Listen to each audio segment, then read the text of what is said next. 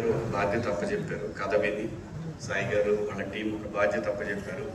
ఇది నా సొంత డబ్బులు పెట్టి తీసినటువంటి తాజ్మహల్ కన్నా కూడా నాకు చాలా ఇంపార్టెంట్ ఈ సినిమా. నేను ఖర్చు దగ్గరైనా మేకింగ్ దగ్గరైనా ఎక్కడైనా సరే వాళ్ళు నాకు బాధ్యత అప్పచెప్పిన దాన్ని నేను ఒక టీచర్ లాగా బిహేవ్ చేశాను. ఖచ్చితంగా అందులో డౌట్ ఏం లేదు. ఏ విషయంలోనైనా ఏ సీన్ అయినా ఒకవేళ బాగాలేదు తీసిందంటే మళ్ళీ తీయాల్సిందే. అలా కూడా తీసాం.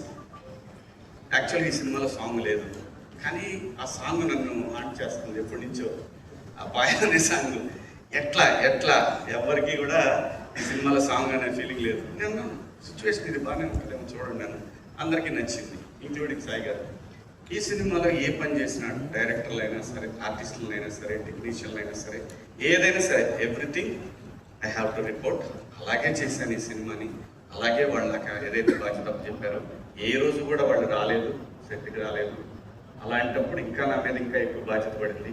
మా నితిన్ గారు కానీ, అలాగే మన సాయి కిషోర్, సుహృత్తు, వీళ్ళందరూ కూడా మాకు ప్రమోషన్స్కి వచ్చేసరికి మనవాడి పేరు మర్చిపోతున్నారు.